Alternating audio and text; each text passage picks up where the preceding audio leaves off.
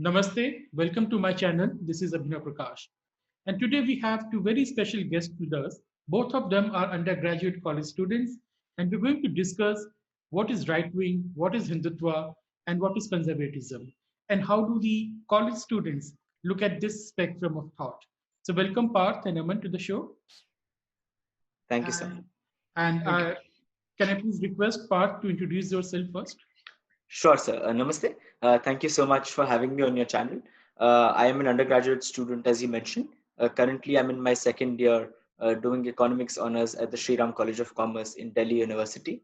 And I think coming from a state like Gujarat, that has offered me a lot of, say, insight into the kind of rise that today's mega politicians have had during the course of the past few years. Okay. Hello, everybody. My name is Aman Aggarwal, and I'm a final year student of economics at the Sri Ram College of Commerce. And my interests lie around law, politics, and economics. And having studied all my life, firstly in Bengal and then in Delhi, I think I've seen really two different sides to the political spectrum. And I think, given the subject of the debate, I might have some insights to offer on that. And I'm sure I can't really take a side because I think college time is where you're in a formative phase and you can't really be an advocate for something. So I'm looking forward to the discussion. Okay, that's a hedging. That's called classic strategy for hedging yourself. But we can understand you are in Kolkata, right? I think you are in Kolkata or maybe in Bengal, some other city Yeah. of Bengal. So Parth, let's start with you because you are from Gujarat, the epicenter of the so-called right wing in India. So, how do you see at what is called right wing in India? And I do not necessarily mean the BJP. And we are Right. thinking more about the thought process, the ideological construct, not necessarily what the political party is doing or what it is not doing. So, over to you, Parth. Sure.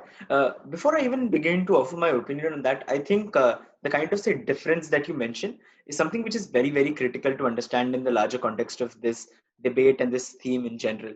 Because India, as we know, as opposed to a country like the US, which has its own tons of faults and problematic institutions, but in general, the US still has a more ideological division with regards to the left and right wings, which is something which is not necessarily prevalent in the society and in the polity that India has to offer. I think a lot of that, even going historically, has to do with the fact that we are still a developing country, and measures which are more populist, measures which appeal to people, end up gaining more political traction than measures which actually may make more sense. But in general, I think when you talk of the right wing and the kind of right wing that we have in India, in a lot of cases, even going beyond the BJP, as you said, it revolves around ideas of, say, nationalism, ideas of religion for that matter. But when you talk of the ideological construct, which in my personal opinion would in a lot of cases be an ideal political spectrum to be looking at, I think that's something which is not very strongly a part of the political discourse in India. And I think that's very understandable as well, right? So if you talk of a certain poor person who's living in a village, who may not have electricity, who may not have a lot of basic facilities, if you're giving that person getting them to escape the smokes that they have to take in every day and giving them an LPG cylinder, I think that person will probably thank you more for that than anything else, because that's what matters to them. That's what is really connected to their lives at the end of the day. And I think that, in fact, also contextualizes a lot of the rise that we have seen and a lot of the shift that we have seen in Indian politics in the recent past. Because when I look at the kind of things that the current ruling party and its allies have done, I think what they've been smart in is in the fact that what they do has connected to people at the grassroots. And I think they've managed to ensure that the silent majority, so to speak, is something which has retained support for them. And I think that has happened only because of initiatives like the one I mentioned. Okay, so Aman, what about you? What do you think? You live in Bengal, so we are very interested to listen to your perspective because within few months Bengal will go to vote. So first of all, I think the concept of being a conservative or conservatism in India is different from, let's say, countries like the UK or the US, primarily because the formation of conservatism in India was during the colonial times.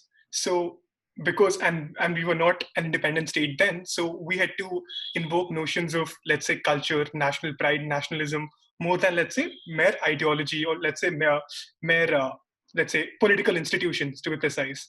and hence conservatism as a political doctrine is difficult to, let's say, put into words or difficult to construct, because I mean, it is the entire concept of conservatism is against abstractions, and hence you cannot account for those local variables operating that conservatism gives much value to. So in that way, I think Indian conservatism is different from that of the West, and that it is, and one of the reasons why, let's say, the uh, educated left liberals look at the BJP as a nasty or a stupid party is because the construct of conservatism or right wing is difficult to put into words or difficult to make into a very solid doctrine. And second, on Parth's point that, let's say, the common or the silent majority cares more about the welfare schemes than about mere ideology, I think we can just invoke Hayek's famous quote here that, it's not about the far left or the far right, but it's about the far wrong and the far right.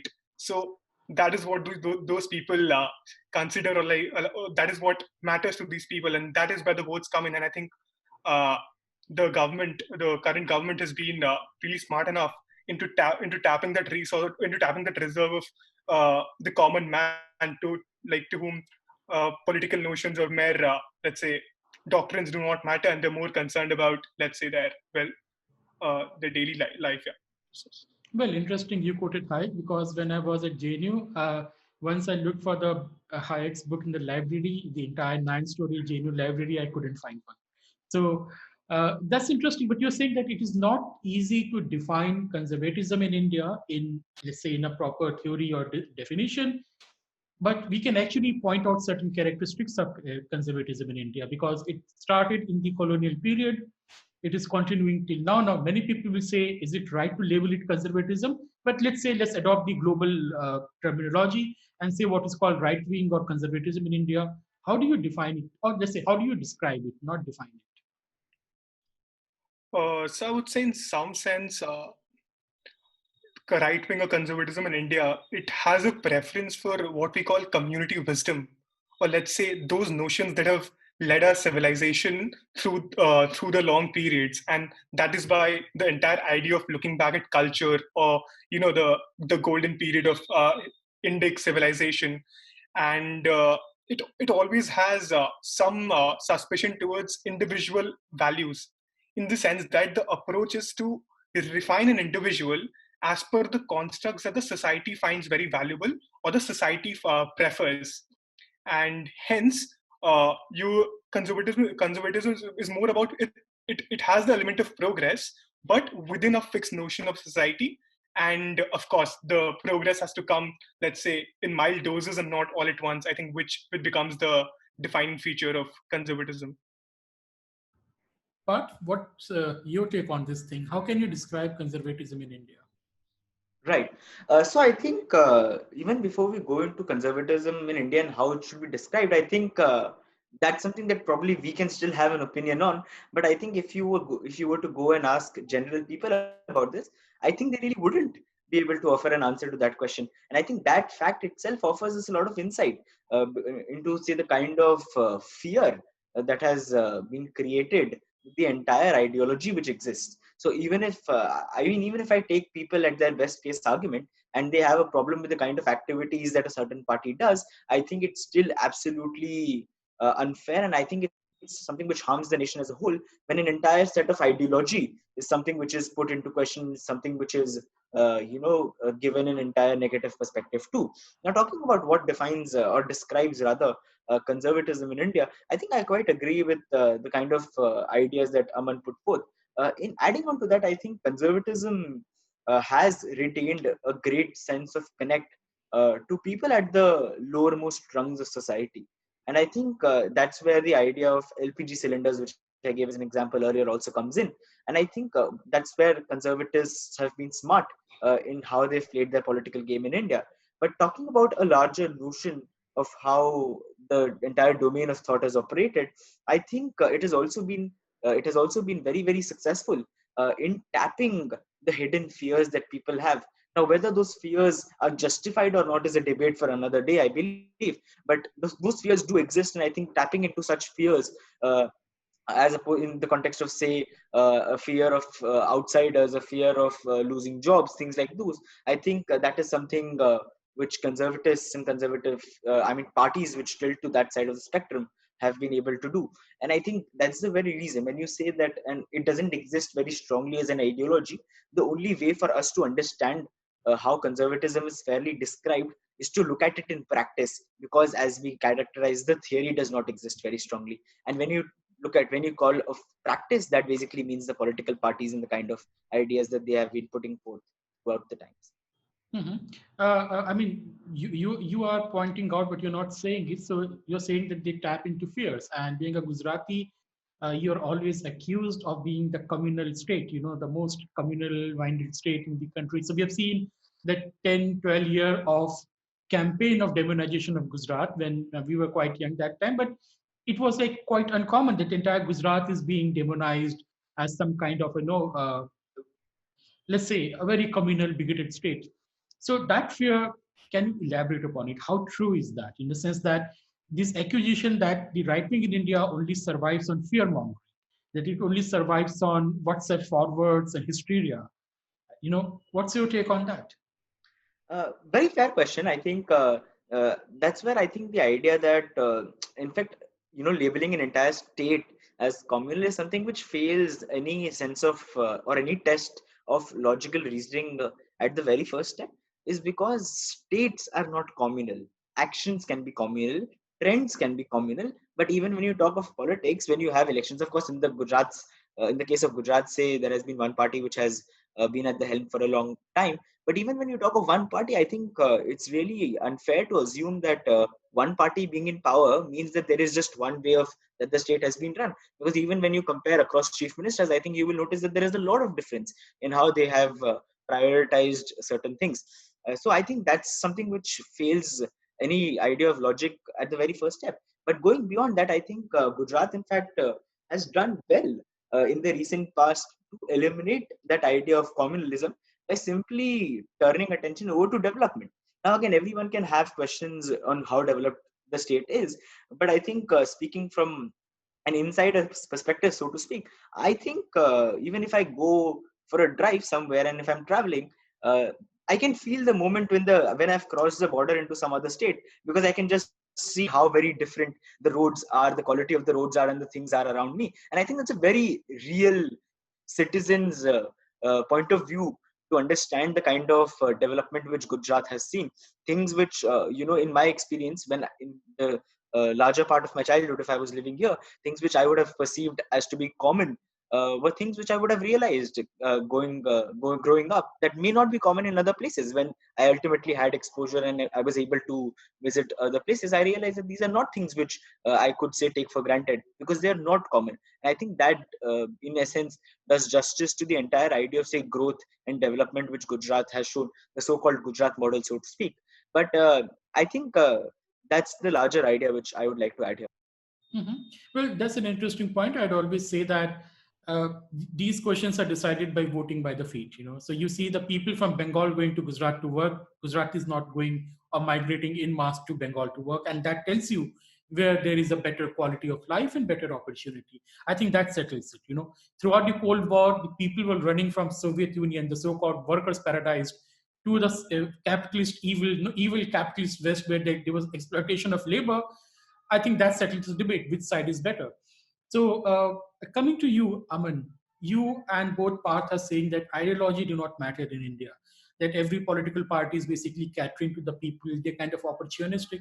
But that's not true. I mean, you see Amit Shah's speech when this entire abrogation of Article 370 was happening, and he said that जब हम municipal corporation में एक seat भी नहीं जीतते थे तब भी बोलते थे कि इसको हम करेंगे, right? So that is an ideological commitment. And many people have argued, including this interesting book by Rahul Verma and Pradeep Chibbar, if I'm not wrong, Ideology and Identity, which says that Indian political system has a very strong ideological construct.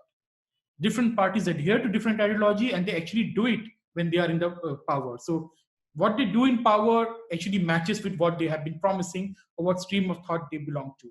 How true it is to say that ideology does not matter, especially in context of BJP and Hindu nationalism. So I think ideology is something that maybe operates with the other forces in play. For example, let's take the example of the famous book by Samuel Huntington in the 1990s when he wrote The Clash of Civilizations, and he predicted that, let's say, in the coming years, ideology as a mere variable will no longer be applicable, and it will be the cultural and the civilizational characteristics at play.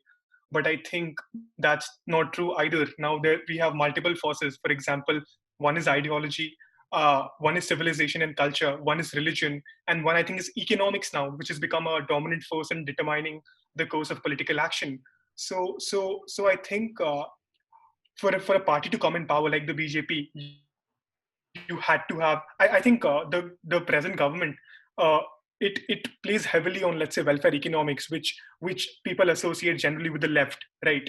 And coupled with, let's say, the the ideology that the current government tries to portray, I think they have an advantage in the sense that the, let's say, the silent voter or the middle class in India, who have for long, let's say, they've been the economic growth, which, let's say, helped them initially. I think they've been facing or rather witnessing stagnation for some time. And when the BJP comes in, they're making promises. You're actually playing, or rather, uh, you have an advantage in the sense that you're using human emotions and reconnecting that to, let's say, the glorious past that India was supposed to operate with, the Vishwaguru idea, and, like, the golden civilizational idea. So I think it's not only ideology. For a party to operate, for a government to form, you have to play your other cards well as well.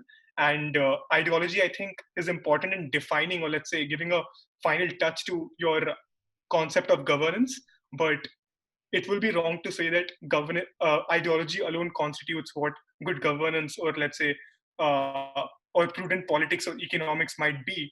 Though it is a dominant power, and I think ideology as a concept is gaining traction in India, I don't think it's the only or the sole power at play. I think you need to have prudent economics and prudent governance as well. Yeah. Mhm, mhm. So, how do you rate Hindu nationalism, its power, its potency in India?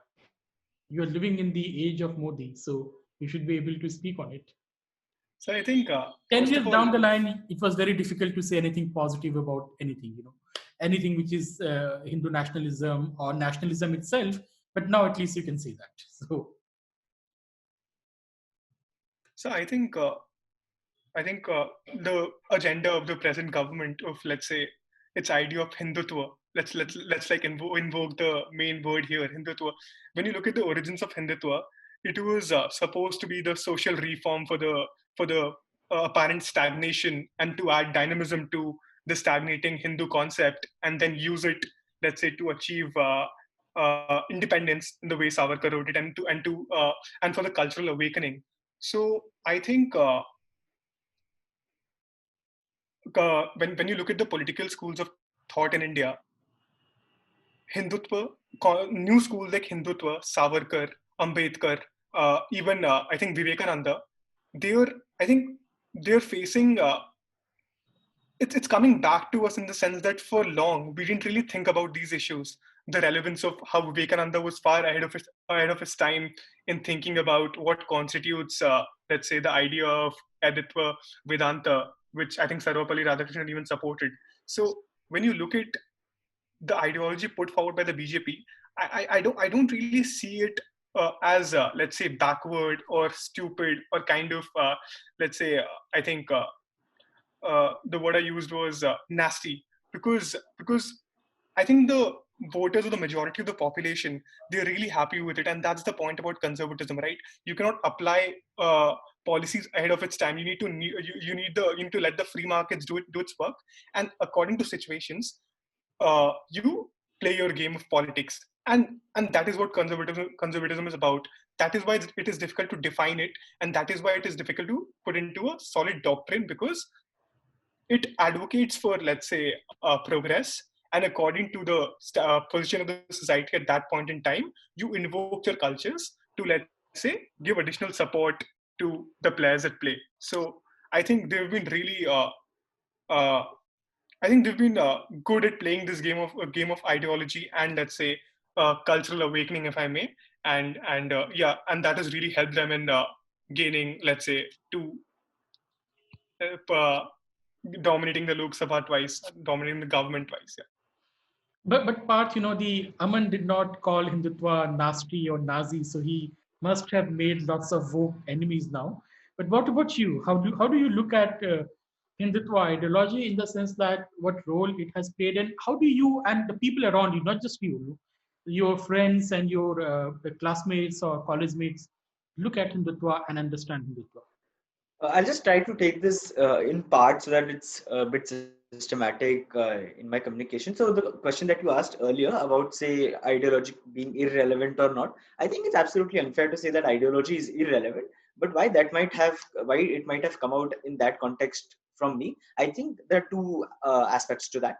Number one, ideology is relevant, but ideology isn't directly what people are voting on.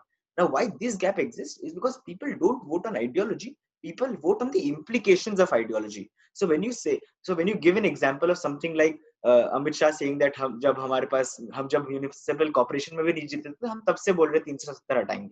So I think that's not an idea that reflects an ideology, but that is not an ideology. That's an implication of an ideology, and I think that is, in my opinion, a more fairer way to describe the sort of, say, psychology which operates in the polity in India.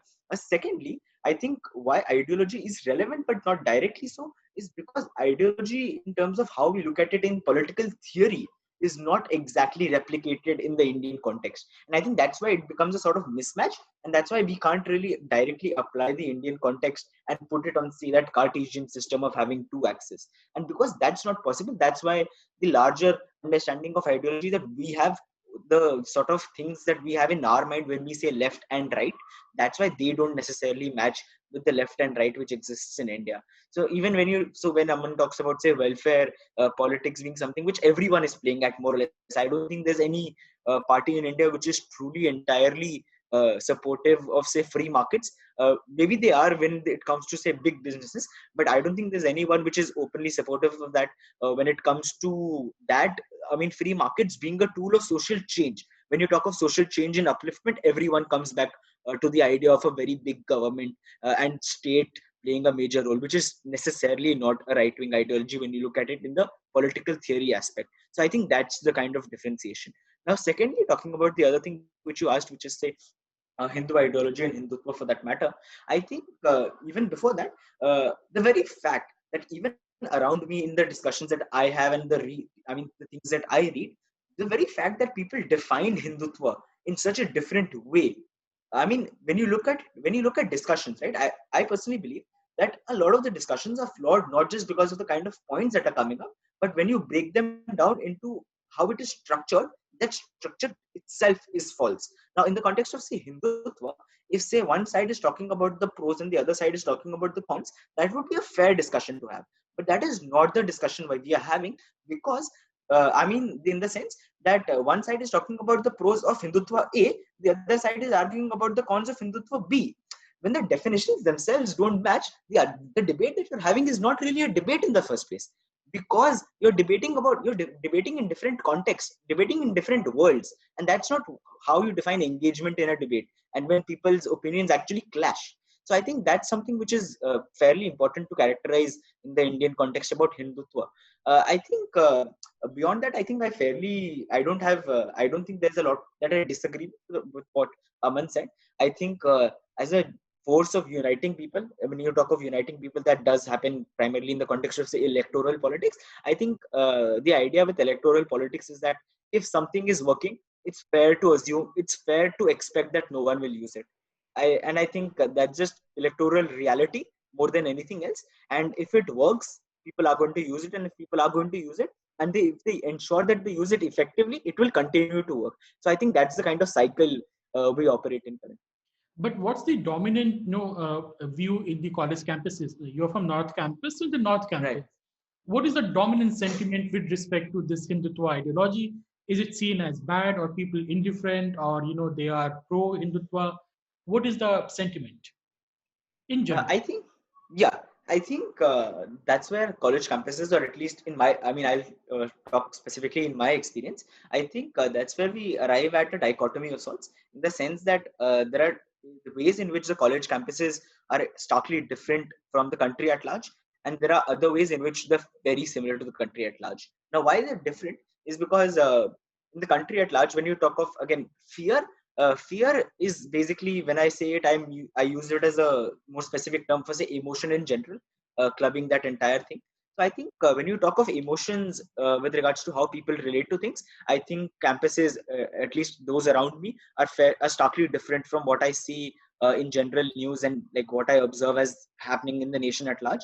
Because I think the idea of, say, woke culture is something which is fairly prevalent, and I'm sure that's something you'll agree with as well. But I think what that boils down to is the idea that people expect and people believe and push forth the idea that until you oppose, you're not doing it right. And I think that's something that I personally, in my experience, have had a problem with. Uh, in fact, there was a piece that I had co-authored, which was published on the Oxford Political Review as well.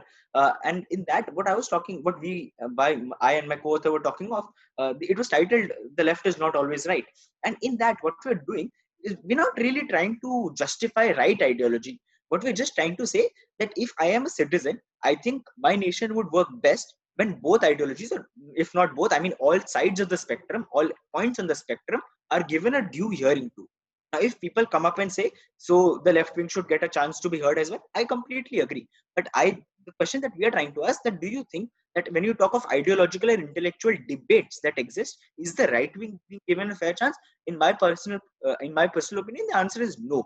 And I think that sort of connects to the earlier idea which I was mentioning about the, say, kind of fear that exists with the entire right wing ideology.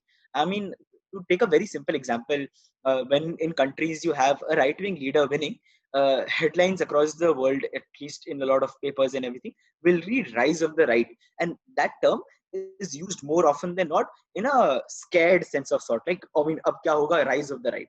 Uh, I mean, my simple idea is that if you want to hate that person for the kind of person that he is, or the kind of opinions that they have, or the things that they have said, fair enough. It's absolutely your prerogative, absolutely your choice. You have the right to do that. But the very fact that if only being from the right wing is a sufficient condition for you to assume that what will happen is bad, then what you're ultimately saying is that that entire spectrum of ideology is something which you're not giving due credit to. And I think that in general is representative of the larger set of problems that I feel exist. Now, talking about that was why how campuses are starkly different. I think there's an equal way in which the scarily similar to the nation at large as well, because when people go out and say that there's no space for free thought, there's no space for dissent in the country at large, when they are saying that, they mean it in the context of opposing the government, or say left ideas for that matter. But I think that sort of thing also exists in, say, the microcosm of university campuses, but in the opposite way. Why? Because I fairly think, and that is something which I have observed in my experience as well, uh, that there is very little space for the ideas of free market, for the ideas which relate to the right wing spectrum of ideology. And I think that's something which is problematic, because when you talk of university students, I mean, that ultimately grows and becomes the intelligentsia and academia that runs a country, or the country's education system as such. And I think when that becomes such which is flowing merely in one direction, or at least predominantly in one direction, I think that's problematic. Yeah, I think you rightly pointed out this book thing as well. It seems that people are getting knowledge more from Swara Bhaskar than from actually reading a book, or perhaps they are now studying from the Harvard professor of journalism these days. No idea. So, what about you, Aman? You pointed out something very interesting, saying that Hindutva started as a kind of a social reform thing. It aims at social reform. Whereas in the dominant literature, in the academia, the Hindutva is that crazy, nasty thing which wants to enslave everyone, take away all the personal liberty and take you back to some God knows what age. But you only talked about the political point. So, what do you think about the origin of Hindutva? If you go back to the 19th century or something, what is the origin? Where did it start? In case, what ideas you have? So according to me, I think Hindutva was first. I think it was. Let's say I can attribute the origins to V.D. Savarkar in his response to, let's say, or in his in the role that he played in the Indian national movement. And I think so. The one point I'd like to add here is that when you look at Savarkar as a personality currently, I think uh, at least in the discourse in the college campus is such that you tend to attribute, let's say, the definition given by that person at that point in time to the current, let's say, period. And I think that's classical economic fallacy of the so-called time inconsistency problem, that you cannot really predict what the position of the society will be in the future to, let's say, give a political doctrine which will be, let's say, in tandem with that point in time. So I think in the college campuses, the discussion around Savarkar stops at him being a bootlicker of, let's say, the Britishers, and you're not let's say being from the so-called WhatsApp university, you don't go enough to go forward to check that when Savarkar was writing about Well, he was such a Hindutva. bootlicker that he was the only class-A political prisoner in the Andaman and Nicobar. Exactly. Anyways, And you don't go far enough to check that he was against things like cow worship, and like he was actually quite against cow worship, and he had written quite a lot against it. He was against the caste system, and he was all for, let's say, science, technology, and industrialization, which is like at loggerheads with Gandhiji's idea of a self-sustaining village economy, which I think does not really work and is not practical. So I think Savarkar, the discussion around Savarkar is hidden into a very narrow spectrum, and that is throughout all college campuses, at least for the Delhi University, because what is happening is that people, I think it's bad for students like us to go into advocacy at this time, and we should actually be judges, because when you begin your college life by taking sides already, you're limiting yourself of that flexibility to, let's say, judge policies as they are. And that should be the idea of healthy politics. You tend to take sides, borrow heavily from the politics happening at the center, and you need to change, and you need to bend your logic to justify your means. And I don't think you're not the spokesperson of a party, and that's not the need of the moment right now. You're allowed to take sides, you're allowed to see ideology as it is, and that is what Hindutva demands, because the basic essence of Hindutva is, let's say, social reform for the Hindus mainly, or social reform in Hinduism. You were allowed to, let's say, judge practices happening around you. You have that flexibility. You don't need to read somebody from the past and, let's say, follow him straight away. So I think healthy discourse in but college does campuses. the root of Hindutva just goes to Savarkar, or does it goes before Savarkar in your opinion? So I think I would actually associate Vivekananda with, let's say, some characteristics of Hindutva, because uh, the 10 basic points given by by Vivekananda, they were also at reforming, let's say, the Hindu culture and the Hindu faith or the Hindu religion. And he talked about the notions of self-service, and he talked about, let's say, reforming, or let's say, mixing modernization or westernization with, let's say, your past and your culture, so that you don't really fall into this pit of stagnation. So I think Savarkar did borrow heavily from the personalities before him, and I think Hindutva should be seen uh, as a flowing stream and not something that was put into stone, let's say, a long time back. But the scenario is such that the discourse isn't enough in the college campuses, because I think we're all caught in this web of advocacy over uh, judgment. So I think that is something that needs to change, and healthy interaction and healthy discourse is needed to uh, change our understanding of things. So yeah. That's a fair point. So I simply define Hindutva in one line. Hindutva is the political response of the Hindu society to political Islam and Western imperialism. As simple as that, in my opinion.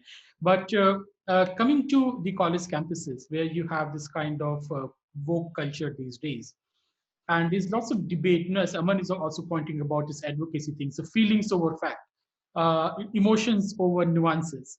So, Parth, what is the state of freedom to speech, in the sense that are people freely able to express their opinion in the colleges campus in Delhi University? Because of India is a large country, so we are only focusing on, let's say, the metropolitan Right. centers, which are more connected to what is happening in America, in the sense that all those things from Anglosphere is sweeping down to India as well.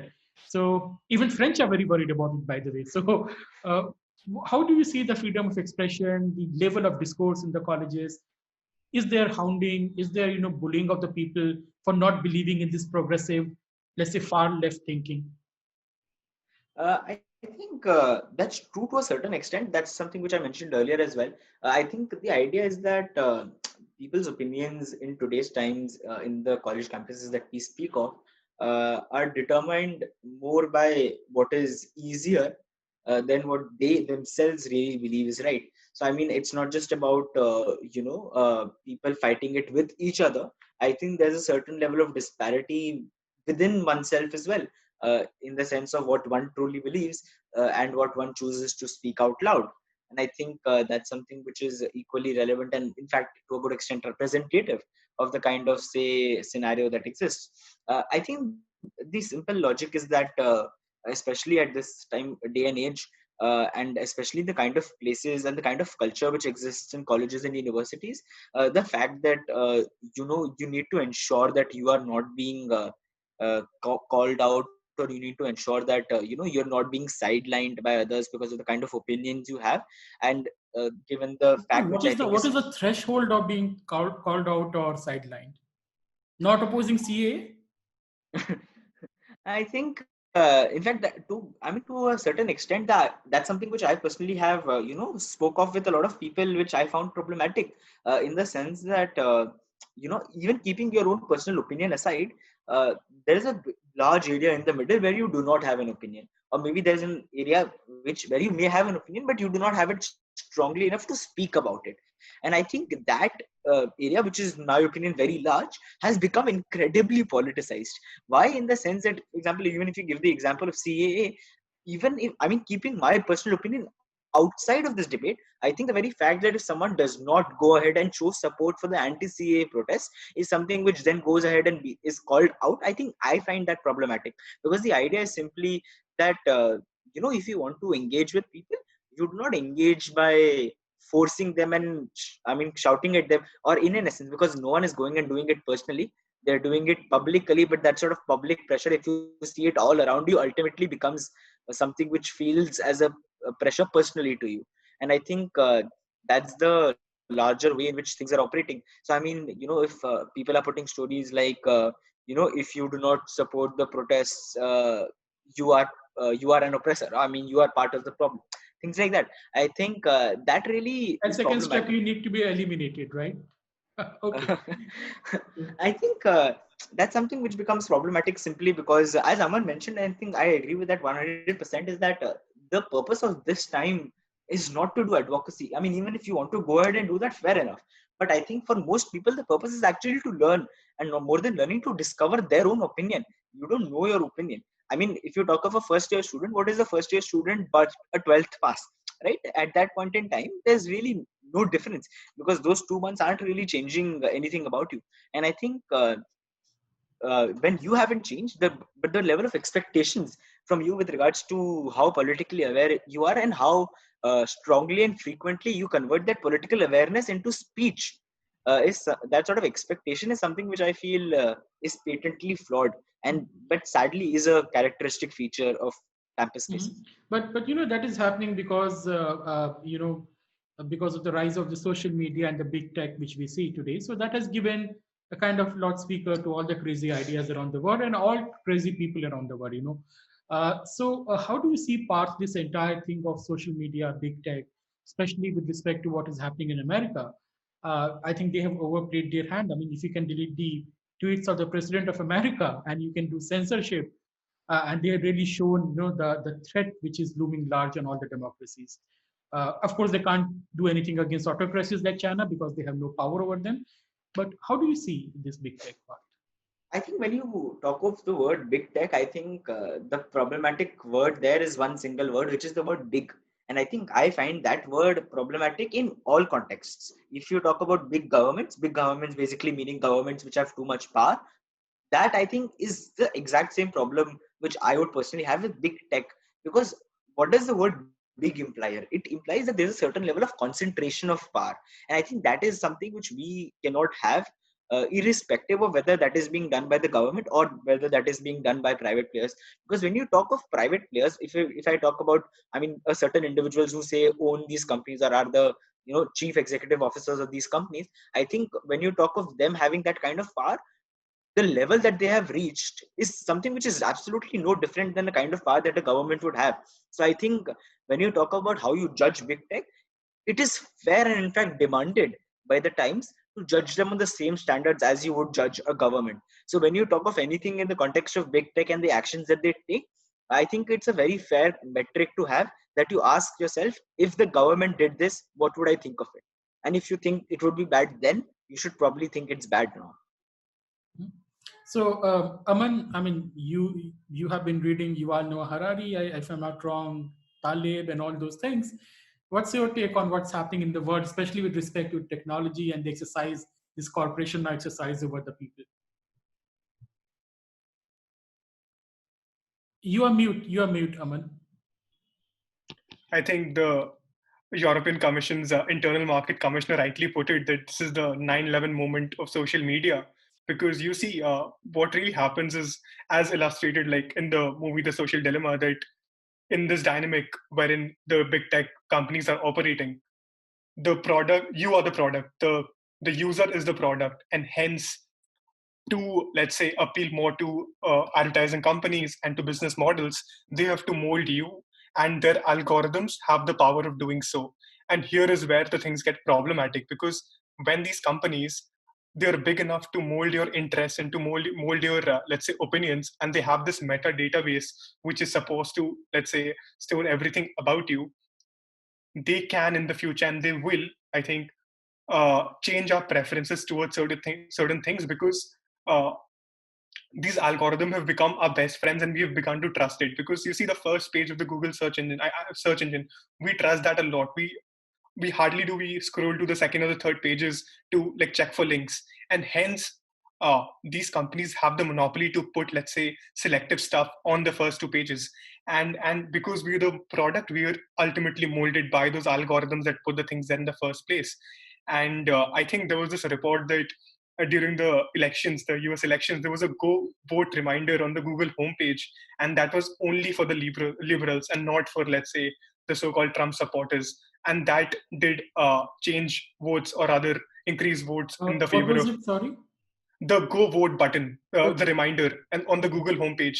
That did appear, but only for the liberals, only the devices that used by liberals, because they have this meta database wherein they store, let's say, the political preference of individuals. And hence, I think when you combine them with other reports, like there was this email leak between Google and the Wall Street Journal, wherein a Google employee was actually texting about how they can create short ephemeral experiences to change the political preference of people. And the problem with these experiences is that they're so short, you cannot go back in time and, let's say, look for it again. So it just plays in for, let's say, a fraction of seconds, and then it disappears. But it has the ability to change your mind, or to change your perception about things. And these are just images and random words that you see that have the ability of, let's say, playing into your thought process. And that is why I think with other problems like search engine manipulation effect, and I think re-engineering humanity to company policy, to put it simply, you change the thinking process of humanity just to, let's say, in tandem with the company policy. You're indeed becoming too big, and if you can, let's say, suspend the account of the president of the United States, and, let's say, delete some of his tweets from the official handle of the president, I think in India these companies can play a big role, and that too in a negative way. And I think it's these governments that have made these tech companies too big in the first place, because they did need help being set up in the first place. They were given too much of freedom, and the laws have really been, I think, not very stringent. And these will come back and bite these governments, because the Australian government was, I think, suing Google because it didn't really pay for the news that it took from Australian media companies, and that was starving off the print and the local television channels. And what Google is doing now is that uh, there are reports that it is actually having news articles. It has stopped taking news articles from the Australian media, but the snippets that it's putting up, they're against the current government, and that will have a big role in the coming, let's say, Australian elections, or in the political mindset of Australian people, or the political thinking process. So it just shows that the these companies, if the government policies against them and they're at loggerheads, they have the power to, let's say, bring down governments. They have the power to put anybody on that pedestal, and it will be as per their whims and fancies. And I think they're operating as some sort of shadow government, and a private company operating as a shadow government is detrimental for the society in the What long is run. So I happening think, is that these corporates are now directly challenging the state power itself, which is unheard of in the history in the past couple of centuries. So they have the big capitalists or the corporations have been quite influential, but never they have challenged the state power in such a brazen way.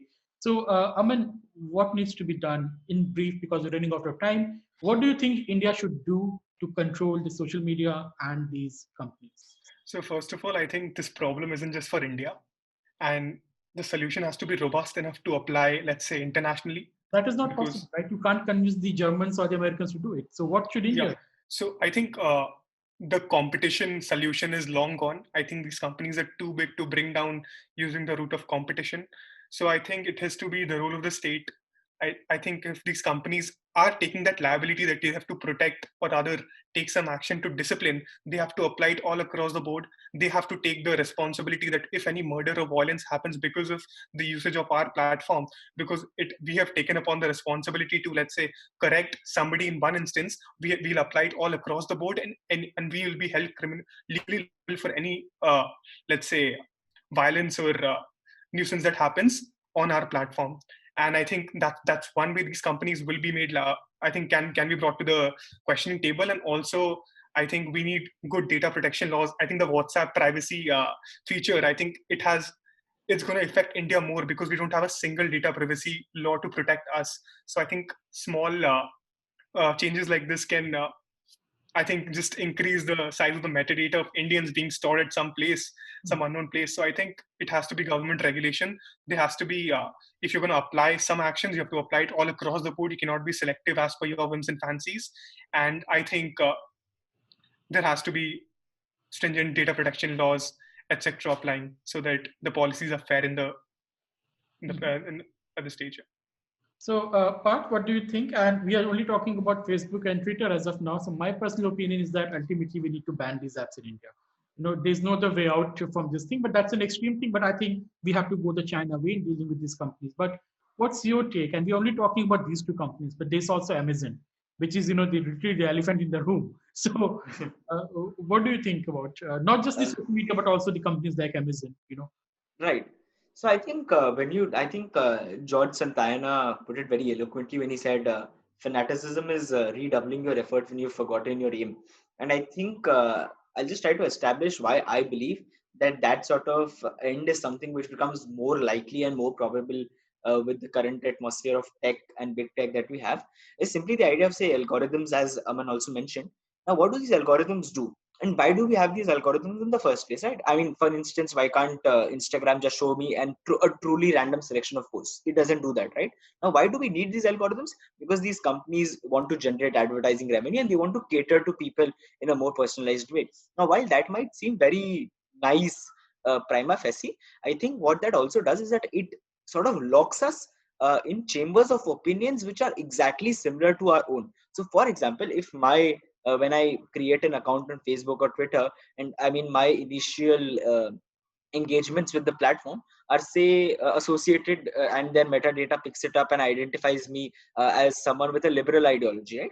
And when these algorithms run and ultimately go ahead and show me the exact same kind of content again and again, what it does is that I just become much more likely and much more convinced by my own opinion. And what that doesn't do is allow me access to opposite opinions, because ultimately it is access to, with regards to, say, knowledge and information, to a spectrum of opinions which ultimately leads to people converging in the middle, right, and arriving at a solution in general.